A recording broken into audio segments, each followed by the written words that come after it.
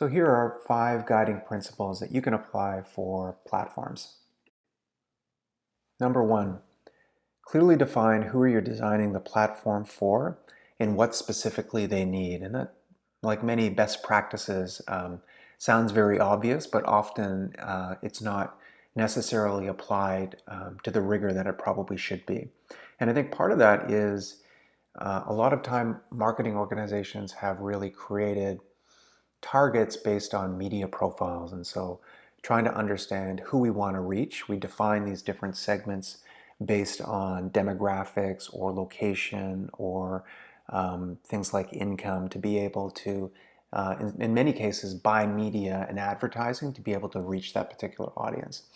And not to say that that kind of information is not important, but when we want to design a really awesome website or mobile app experience, we need to understand users in a little bit more detail, and specifically, what do they need, what are they doing, what are the goals that they might have and expectations that they might have when they want to interact and be arriving at our website for the first time. I think understanding in a little bit more detail that part of the profile for the users that we want to serve is really foundational to understand the right kind of content and the way that we want to organize the site to be able to be most useful to those users. And to understand them, we have to start to look at different kinds of data about the different audiences that we want to be able to serve.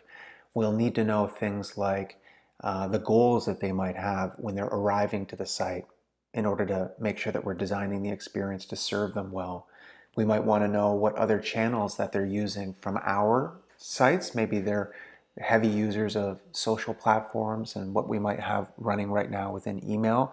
How does that connect to the website or the mobile app that we'd be designing? And then we might want to just think about mobile use cases. Are there things that they might be looking at and expecting on a mobile version of a website than what they might be seeing on the desktop? So a lot of these questions are important to ask before you get too far down the road of designing or creating or updating a website or mobile app for ATB. One way that you can start creating a more richer view of these audience that you're serving is through a tool that is often referred to as an empathy map.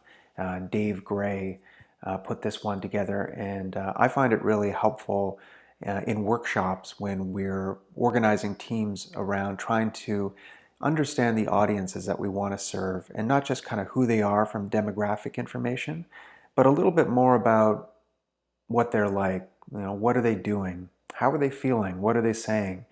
When it comes to the product or service or topic that's related to the website or app that we're building, is there any areas of pain or friction that this audience would be experiencing?